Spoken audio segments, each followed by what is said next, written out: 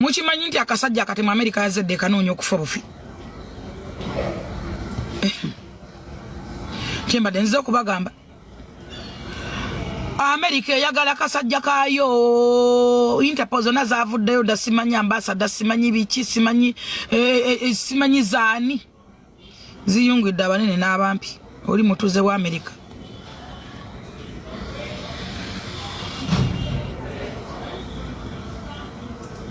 Zarabi abazungu mu kooti nenebuza bana abazungu nisirowoozaako.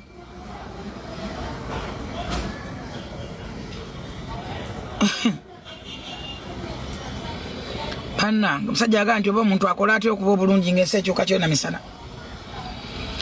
Omusajja musi Munnayuganda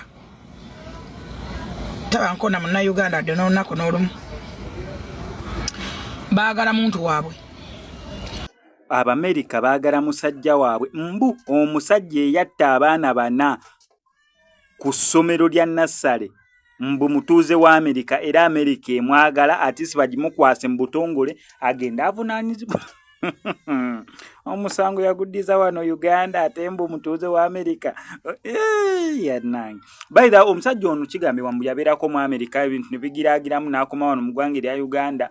So, Abamerika bo bagamba oyo mutuuze wa Amerika alina okubeera ng'avunaanibwa eri ewaabwe. Bo baagala gavumenti ya Uganda ebamukwase agenda avunaanibwe ku kikola kyakola eky'okutigumbula abaana bana abasigadde ne bagendera ku bisago. Imagine abaana bana abasigadde ne bagendera ku bisago. Ye nange simanyi wawe tulaga naye muno musango mu public interest. Besides that, abantu abatanise olowooza oba waliyo owookubiri obona na muganda we mbu olunaku lwe bamukwatina ku z'omwezi nga 2 omwezi guno ogwokuna omuvubuka ono mbu omusajja nti yalina nviiri naye bagenda omukomyawo ennaku z'omwezi nga 7 beebuuza enviiri ze nga zikula supiidi mu nnaku 4-5 enviiri nga zigize zeezinze ng'obukeringi bw'embuzi ku mutwe oba muntu wanjawulo nti oli gwe baakwata yali talina nkovu mu feesi ng'ali bulungi nga tebamukubyeko naye n'enkovu eno kati abantu balowooza n'okulowooza oba omusajja yandibanga mulala